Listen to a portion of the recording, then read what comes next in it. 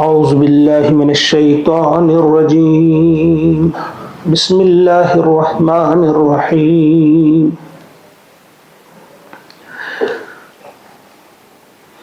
إن الله يدخل الذين آمنوا وعملوا الصالحات جنات تجري من تحتها الأنهار يحلون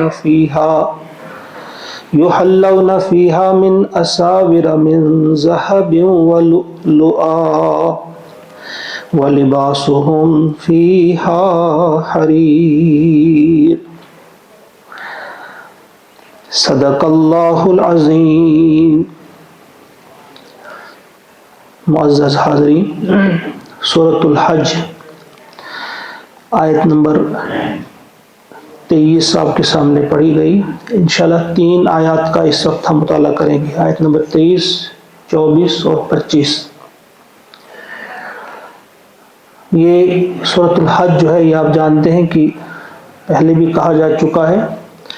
آیت نمبر 24 تا یعنی ایک آیت نمبر سے لے کر آیت نمبر 24 تک یہ مکی آیات ہیں، اور آیت نمبر 25 سے مدنی آیات کا آغاز ہوتا ہے.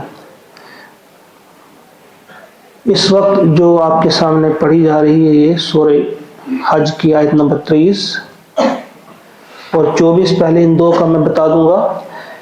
اللہ کا ارشاد ہوتا ہے، ان اللہ یدخل الذین آمنوا، بے شک اللہ تعالی داخل فرمائے گا، داخل کرے گا، الذین آمنوا، ایمان والے لوگوں کو جنہوں نے ایمان لایا ہو، وعملوا الصالحات، اور جنہوں نے نیک کام کیے ہوں، صالح عمل کیے ہوں.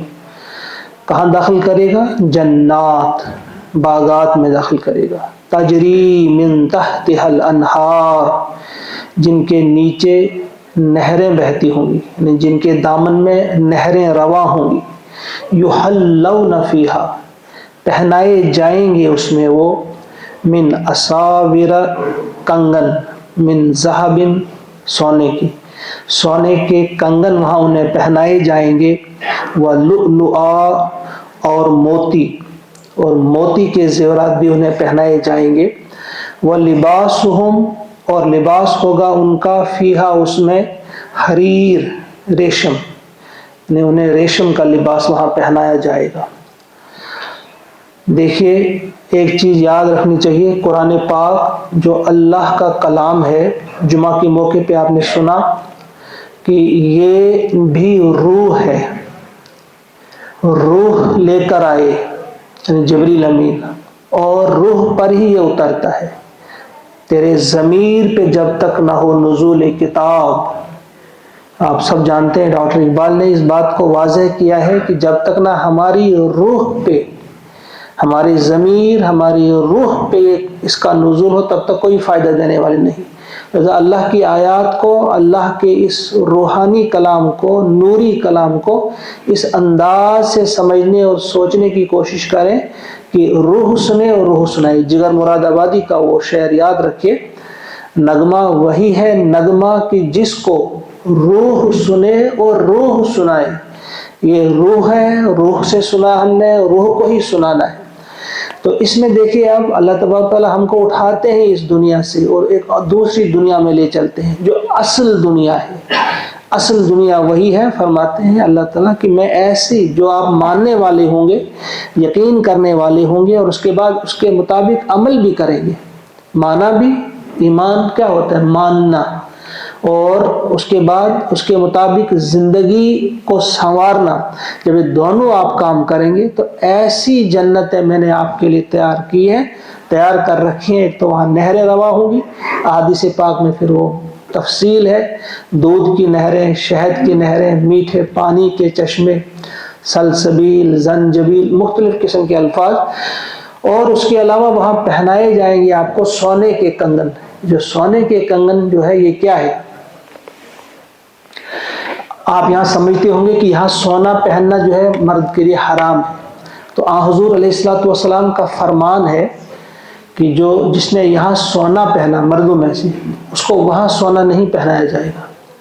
جس نے یہاں سونے اور چاندی کے برتن میں کھانا کھایا، اسے جنت میں سونے اور چاندی کے برتن نہیں ملیں گے. یہ ہمیں ذہن میں یہ بات یاد رکھنی چاہیے. یعنی ایک حدیث ہے کہ اگر ان کو جنت میں داخل کر بھی دیا گیا، یعنی اگر جنت کے مستحق ہوئے لیکن ان کا یہ جرم جو ہے اس کی وجہ سے ان کا رتبہ وہاں اس قسم کا رہے گا کہ وہاں سونے اور چاندی کے برتنوں میں کھانا نہیں ملے گا، اور ریشم یہاں لگایا ہوگا تو ریشمی لباس وہاں نہیں ملے گا، اور شراب یہاں پی ہوگی تو جنت میں جو شراب پلائی جائے گی ایسے لوگوں کو نہیں پلائی جائے گی جنہیں یہاں پی ہوگی. اگر وہ جنت کے مستحق ہوئے بھی سزا بھگتنے کے بعد یا اس سے پہلے انہوں نے توبہ کر لی ہوگی، توبہ کے بعد کس انداز سے بہرحال، لیکن یہ چیزیں وہاں رہیں گی. تو لیکن ایک سوال یہاں پہ اٹھتا ہے، کیا وہاں پہ ان کے وہ حسرت نہیں رہے گی، وہ افسوس نہیں رہے گا؟ تو امام قرطبی رحمۃ اللہ علیہ نے اس کا جواب دیا ہے کہ وہاں چونکہ مختلف درجے ہیں جنت کے، جنتیوں کے الگ الگ درجے ہیں، تو وہاں ان کے دل سے وہ بات نکال دی جائے گی جو جس قسم کی جنت میں داخل کر دیا گیا، اگرچہ وہ تھوڑا سا درجے میں کم بھی ہوگی لیکن افسوس انہیں نہیں رہے گا، وہ اس میں خوش رہیں گے، مگن رہیں گے. لیکن یہ چیز یاد رہے کہ سونا پہننا مرد کے لیے حرام، ریشمی لباس مرد کے لیے یہاں حرام، اور شراب تو بہرحال ہے ہی حرام. تو فرمایا وہاں پھر ان کو یہ ایک تو یہ پہنایا جائے گا سونے کے کنگن. اب کیوں کہا گیا ہے؟ یہ ہم کو سمجھانے کے لیے، عقل کے قریب بات بتائی گئی ہے ہماری ہی زبان میں ہم کو سمجھانے کے لیے. یہ کنگن کیسے ہوں گے، وہ لباس کیسا ہوگا، وہ ہماری سوچ سے بہت بلند ہے، جس کے لیے مختصر الفاظ میں حضور نے فرمایا، نبی کریم صلی اللہ علیہ وسلم نے فرمایا کہ وہ جنت ایسی جنت ہے کسی آنکھ نے نہیں دیکھی، کسی کان نے اس کے بارے میں نہیں سنا، اور کسی دل پر اس کا خیال تک نہیں گزرا. ہم جا ہی نہیں سکتے، ہماری سوچ ہی کتنی بلند ہے. اب ہم کو سمجھانے کے لیے اس وقت مانا جاتا تھا ریشم کا لباس سب سے ٹاپ لباس، اور سونا پہننے والے اس وقت کے بادشاہ پہنتے تھے. تو یہ ہم کو سمجھانے کے لیے کہ یہ جو یہاں آپ کچھ چیزوں کو دیکھ کر ریجھتے ہیں تو یہ ساری چیزیں میسر آپ کو ہوں گی، اس سے بھی اعلیٰ قسم کی چیزیں جنت میں آپ کو ملیں گی. تو فرمایا وہاں ان کا لباس ہوگا ریشم کا لباس ہوگا. کس قسم کا ریشم، اس میں اور یہاں دنیا کے ریشم میں کوئی مناسبت ہی نہیں، وہ اعلیٰ قسم کا ہوگا. وہ کیسا لباس ہوگا اللہ بہتر جانتا ہے. اس کے بعد والی جو آیت ہے وَهُدُوا إِلَى الطَّيِّبِ مِنَ الْقَوْلِ، وَهُدُوا اور انہیں ہدایت دی گئی یا انہیں ہدایت کی گئی إِلَى الطَّيِّبِ. یہ کیا ہے إِلَى الطَّيِّبِ؟ پاکیزہ بات کی طرف، من القول بات، پاکیزہ قول کی طرف انہیں رہنمائی کی گئی. وَهُدُوا اور انہیں ہدایت کی گئی إِلَى صِرَاطِ الْحَمِيدِ، حمید کے راستے کی طرف. الحمید یعنی جو تعریفوں کا سزاوار ہو، یعنی اللہ، اس کے راستے کی طرف انہیں ہدایت ملی. اس سے مراد کیا ہے؟ ایک تو اس سے مراد یہ ہے إِلَى الطَّيِّبِ، بہت سارے مفسرین نے لکھا اس سے مراد ہے کلمہ طیبہ لا الہ الا اللہ محمد الرسول اللہ صلی اللہ علیہ وسلم، یا اس سے مراد لیا ہے لا الہ الا اللہ اللہ اکبر والا جو اکثر ہم پڑھتے ہیں، وہ بھی اس سے مراد لیا گیا ہے. اور وَهُدُوا إِلَى الطَّيِّبِ مِنَ الْقَوْلِ یعنی دنیا میں وہ اس کلمے کی طرف انہیں ہدایت دی اللہ تعالیٰ نے، اس کی بنا پہ یہ پہنچے جنت میں.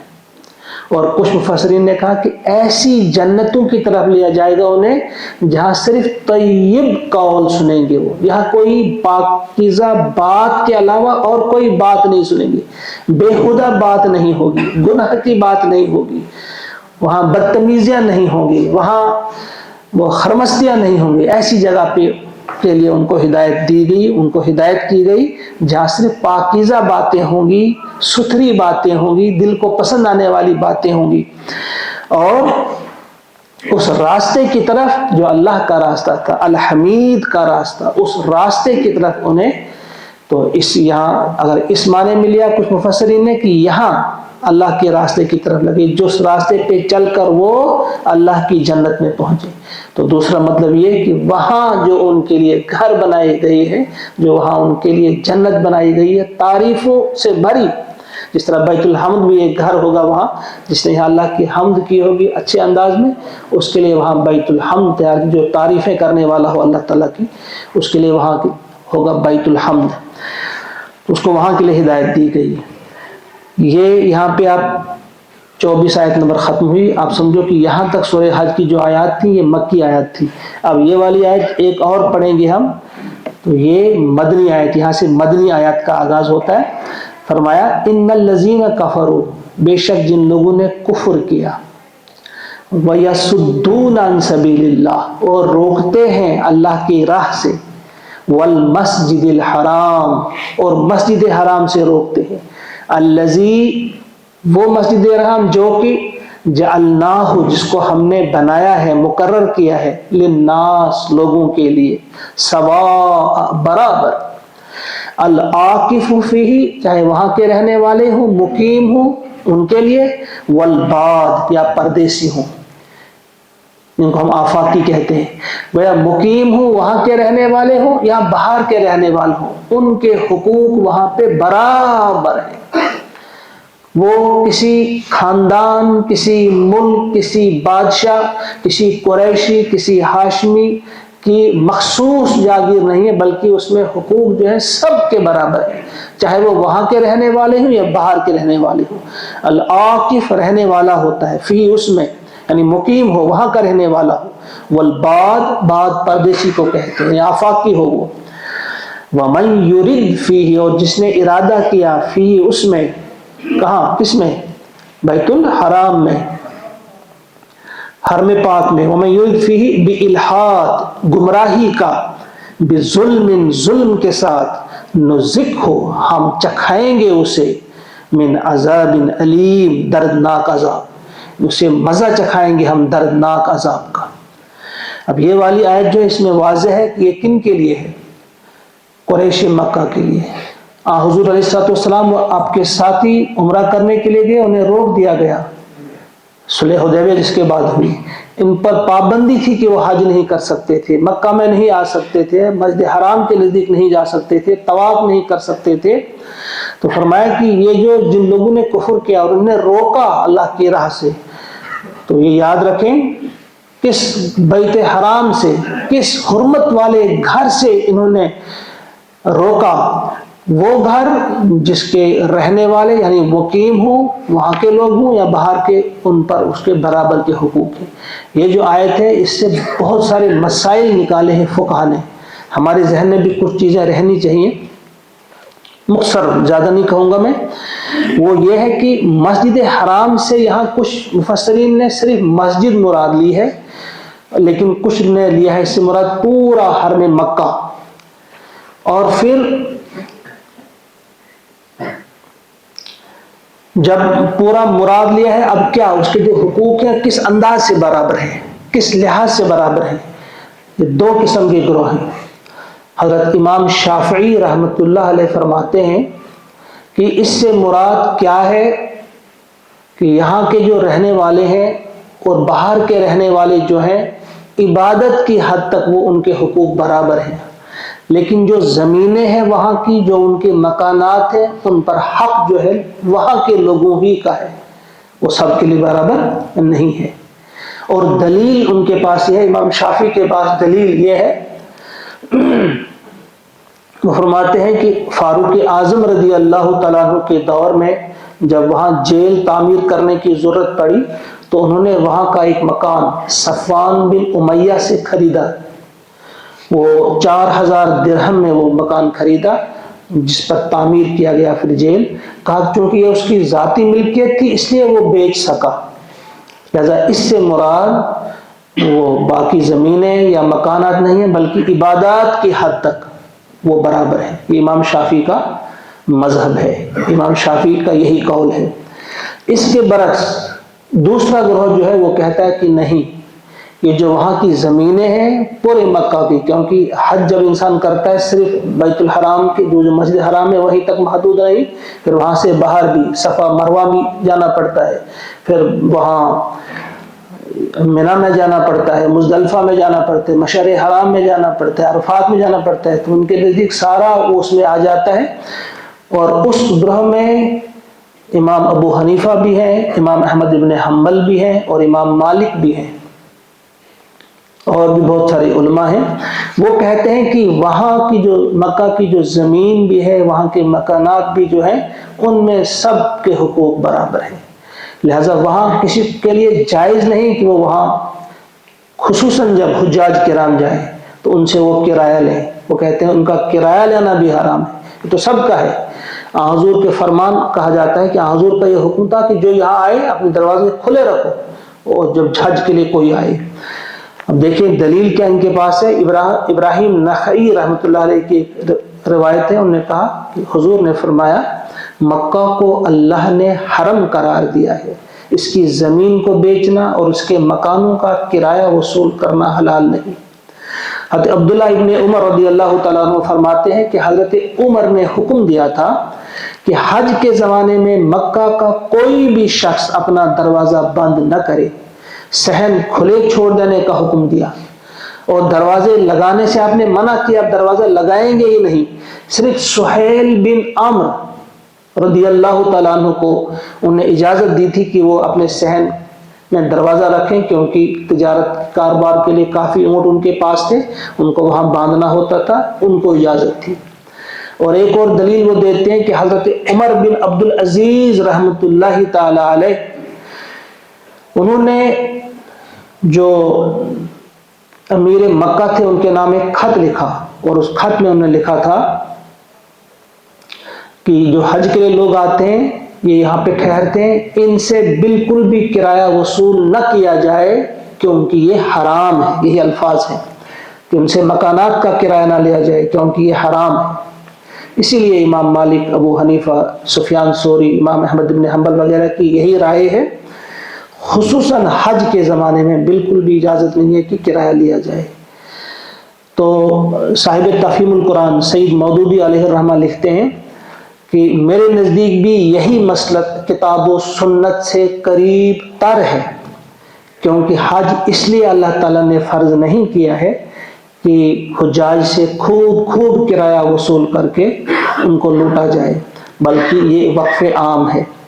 تو بہرحال یہ اس آیت سے جو مسئلہ نکالا ہے فقہا نے، تو پھر آپ ایک بار یہ سنیے کہ بے شک جن لوگوں نے کفر کیا اور جو روکتے ہیں اللہ کی راہ سے اور مسجد حرام سے، الذی جعلناہ للناس سواء، جس کو ہم نے بنایا ہے تمام لوگوں کے لیے برابر، العاکف فیہ والباد، وہ مقیم ہوں یا آفاقی ہوں، وہاں کے رہنے والے ہوں یا باہر کے رہنے والے ہوں، پردیسی ہوں، وَمَن يُرِدْ فِيهِ بِإِلْحَادٍ، اور جس نے ارادہ کیا اس میں سرکشی کا، گمراہی کا، الحاد کا، بظلم، ظلم کے ساتھ، تو ہم اس کو چکھائیں گے، نذیقہ من عذاب علیم، اس کو ہم مزہ چکھائیں گے عذاب علیم کا۔ اسی لیے مسجد حرام کے اندر آپ دیکھتے ہیں کہ وہاں کسی چیز کو مارنے کی گنجائش نہیں، شکار کرنے کی گنجائش نہیں، قطعاً بھی گنجائش نہیں، بلکہ اگر شکار کو وہاں سے ہانک کر باہر لیا جائے اس غرض سے کہ یہاں سے ہٹائیں گے، باہر لے جائیں گے، وہاں ماریں گے، وہ بھی جائز نہیں ہے۔ صرف وہاں سانپ اور بچھو مار سکتے ہیں، اس کے علاوہ ایک جوں بھی آپ نہیں مار سکتے، وہاں کی سبز گھاس آپ اکھاڑ نہیں سکتے۔ تو اور ایک اور معنی میں بھی ذہن میں رکھیے، جس طرح یہاں اگر آپ نے گناہ کا ارادہ کیا، ارادہ پہ آپ کو عذاب نہیں ہوگا، گناہ جب انسان کرے گا، وہ کام کرے گا، پھر اس پر عذاب ہے، اللہ بچائے۔ لیکن وہاں مسجد حرام کے اندر صرف ارادہ کرنے پر بھی عذاب ہوگا، اگر صرف ارادہ بھی کیا گناہ کا وہاں تو یہ خصوصاً اس کے لیے ہے۔ تو بہرحال یہ 3 آیات ہم نے آج پڑھی، اللہ سے دعا ہے کہ ہم سب کو توفیق عطا فرمائے کہ ہم اس مہینے میں بہتر طریقے سے قرآن پڑھیں، سمجھیں، اور سمجھنے کے بعد اللہ سے ہم توفیق مانگیں کہ وہ ہمیں ان آیات پہ عمل کرنے کی بھی توفیق عطا فرمائے۔ اللہم اجعل القرآن ربیع قلوبنا ونور ابصارنا وشفاء صدورنا وذهاب همومنا وغمومنا ربنا تقبل منا انك انت السميع العليم آمین ثم آمین۔ السلام علیکم ورحمۃ اللہ وبرکاتہ۔